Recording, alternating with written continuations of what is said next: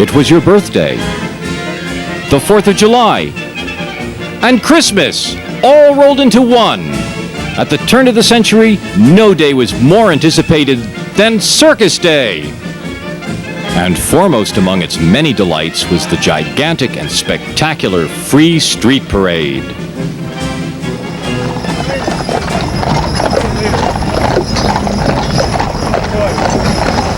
Predominantly featured were the magnificently carved and painted wagons,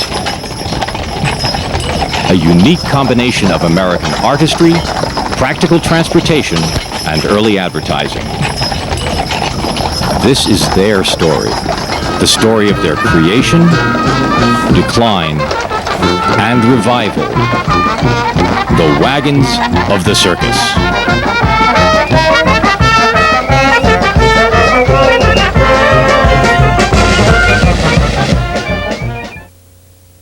The modern circus is credited to Philip Astley of London, England, when, in 1768, he initiated a series of equestrian exhibitions. The format proved very popular. In 1793, John Bill Ricketts brought the circus to America with a performance in Philadelphia. The first American circuses were presented in temporary wooden buildings. By necessity, this limited them to the larger cities, but Yankee ingenuity discovered that performances could be toured through the use of large tents. Their first such appearance was in 1825, and by 1845 there were at least 13 circuses touring the eastern United States. These early circuses moved from town to town by horse-drawn wagons. A visit from the circus was often the community's sole entertainment during the year, and its arrival was greatly anticipated. The enterprising owners of those shows were quick to recognize the value of their arrival. They began stopping outside of town to freshen the wagons, have performers don costumes, mount the band atop one of the wagons, and, of course, to add a banner stating the time and location of the performances. This approach proved so successful that wagon exteriors began to be decorated with scenes of the circus. Seating for the band was added, as were cage wagons to display the wild animals. The word parade was originally used in England to describe a free show presented to entice an audience to purchase tickets, so its American use is not inappropriate. The parade was a free show to entice an audience to the main event. In 1872, circuses began to travel by railroad. This meant shows were no longer limited to the number and size of wagons.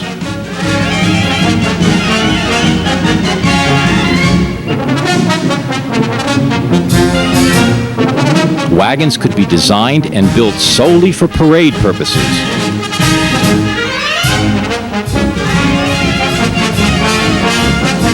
They became larger and more elaborate.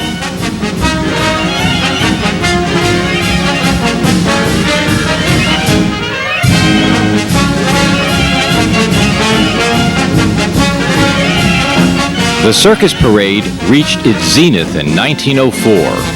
That year, Barnum & Bailey Circus, the nation's most popular, returned from a European tour. To reaffirm its preeminence, it commissioned a number of new wagons and offered a spectacular street parade. Remarkably, motion picture footage of the 1904 Barnum & Bailey parade still exists.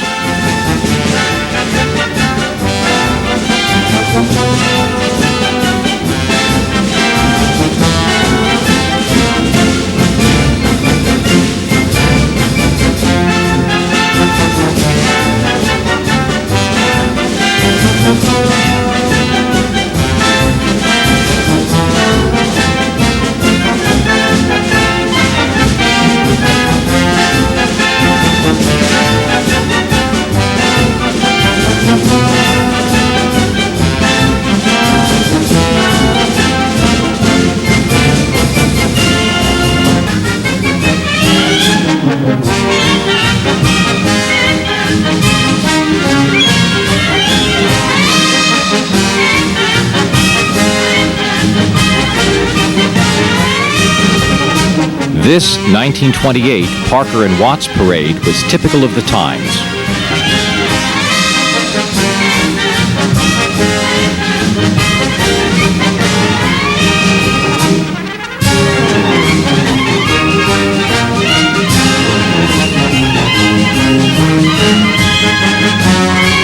Although the circus parade continued for another 20-some years, it encountered increasing problems.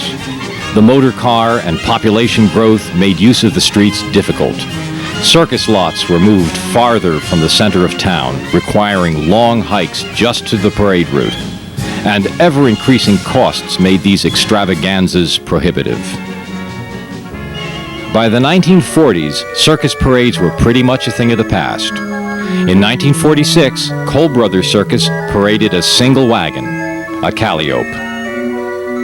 In the 1950s, the few shows that paraded offered a sad shadow of past glories. The beautifully painted wagon wheels were converted to pneumatic tires. And painted trucks replaced carved wagons. But what of those magnificent circus wagons that had thrilled thousands of people? Most had been abandoned in vacant fields or were parked beneath rubble at the rear of an animal barn. Some were even burned to get them out of the way. But all was not lost. A new beginning was in store for the wagons of the circus.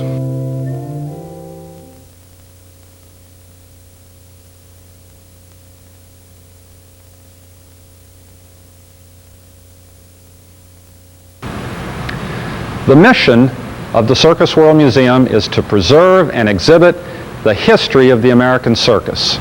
As part of the State Historical Society of Wisconsin, Circus World was established in 1959, and today it houses a treasury of rare circus artifacts. Each summer it also produces an old-fashioned circus performance under the big top, and it daily recreates many traditional circus activities and skills.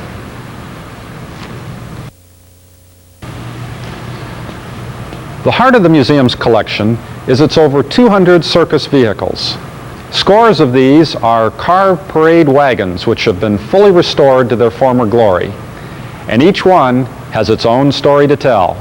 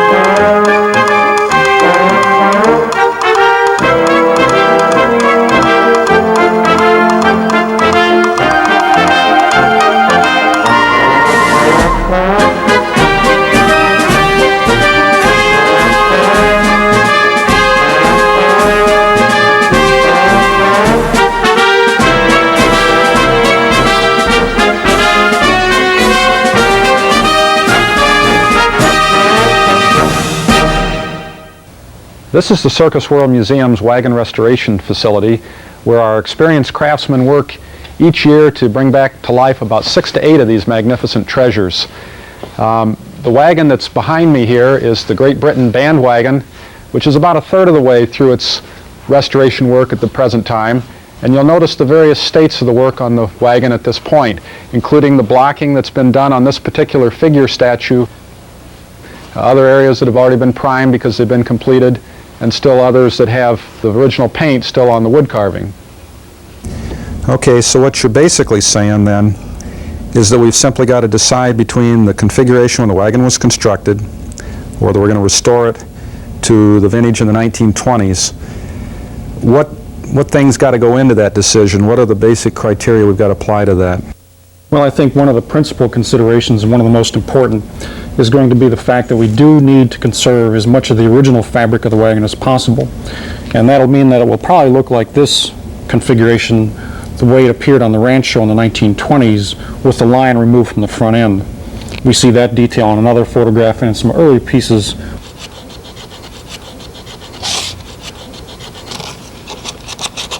My name is Dick Luth, and I served an apprenticeship as a pattern maker. I worked at the trade for about 40 years. I retired in '81, and I have been volunteering here at the Circus World Museum since that, about 11 years. Presently, I am sanding one of the carvings on the Great Britain wagon.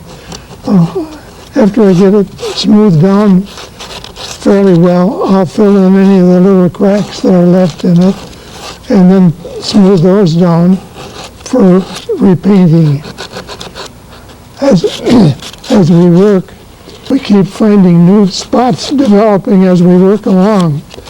There are so many fine cracks that have to be filled in, as well as the larger ones.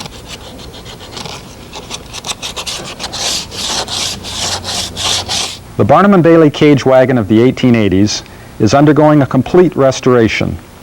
In this particular instance, Bill and Tim are fitting one of the 4 original corner statues that have been fully restored by museum wood carvers. The dimensions of the wagon have all been taken from one of its sister cage wagons, sort of a living blueprint, if you will.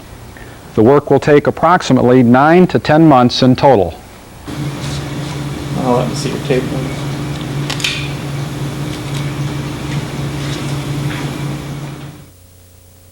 The fabulous Cinderella carriage. This coach was featured in the grand introductory spectacles presented on the Ringling Circus in the 1920s. With its delicate carvings and an individual rose painted on each of the wheel's sunbursts, it's one of the most popular wagons in the collection. The Asia tableau was constructed in 1903 as one of 4 continental tableaus, 2 of which survive at Circus World Museum. It was painstakingly restored by Circus World craftsmen as it appeared on the Cole Brothers Circus in the 1930s. Built in 1892, the Ringling Brothers Bell Wagon is on loan to Circus World Museum through the courtesy of Kenneth Feld and Ringling Brothers and Barnum and Bailey Circus. It was designed and built by the Mollers here in Baraboo, who were first cousins of the famous Ringling Brothers. Its 9 mammoth bells were cast in Milwaukee, and it was heard by millions in the grand street parades that announced the coming of the circus. A visit to Circus World Museum will provide a rare opportunity to step back in time and to relive the rich traditions and glorious days of the American circus at the turn of the century.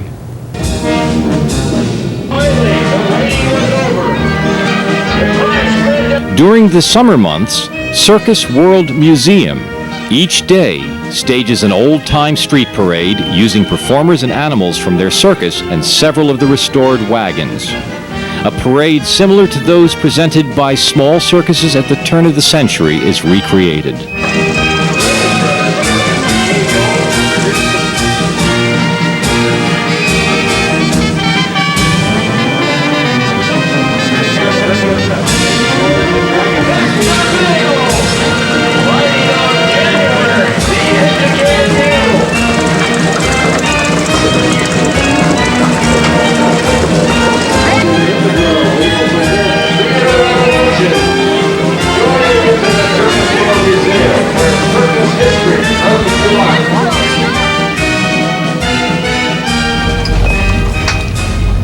But the high point each year is when some 75 wagons are taken by train to Milwaukee for the Great Circus Parade. Lynn, they're going to start those things up here in just a minute. He's right up the place. Take your chains off.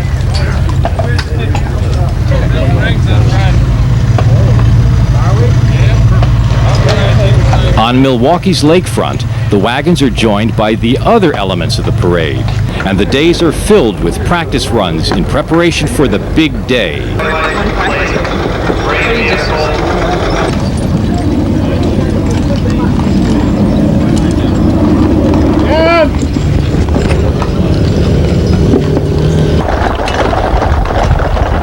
Good. Let them on a little, Lynn. Just a little. Ease them up now. Slow them down a little. Good. Good.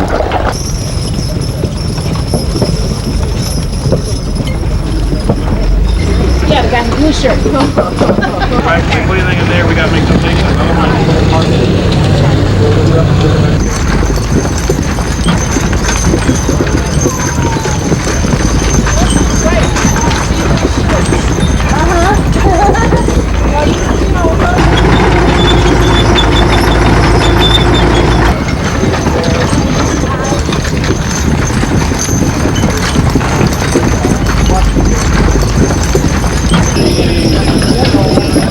Up there, Walt, on the end, on the second row.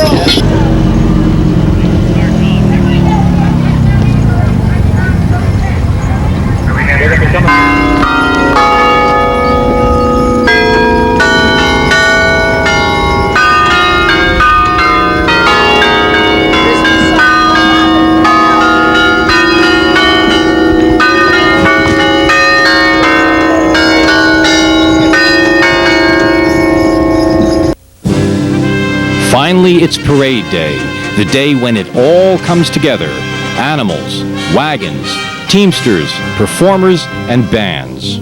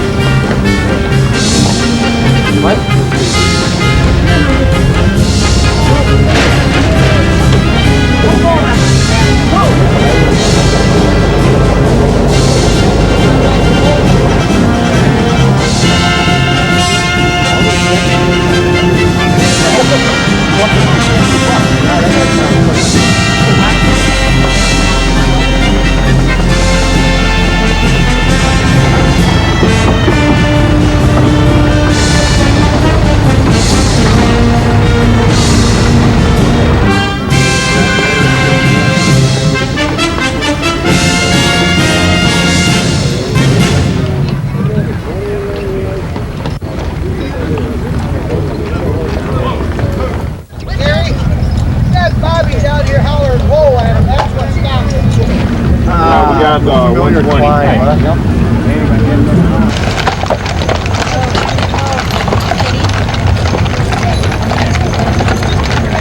The history on the wagon a little bit is it was an English wagon pulled in England back in the 1800s. It was brought in the United States and pulled in Philadelphia from about 1903 to 1905. It was then lost at that time, and it was found again along about 1986 behind a farmer's corn crib feeding beef cattle. It was took up to Baraboo at that time. We started out with an 8.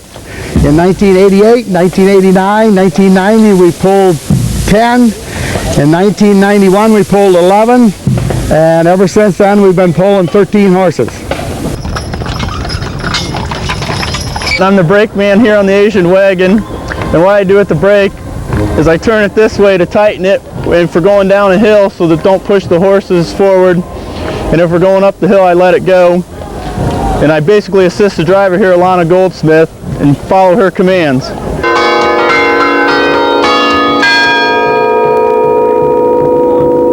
The bell wagon was built in 1892 by the Moeller brothers of Baraboo. They were first cousins of the Ringlings, and the bell wagon has gone into some restoration. It's originally owned by the Ringling brothers, Barnum and Bailey Combined Shows, and it's on loan to the Circus World Museum, primarily to be used in the parade today.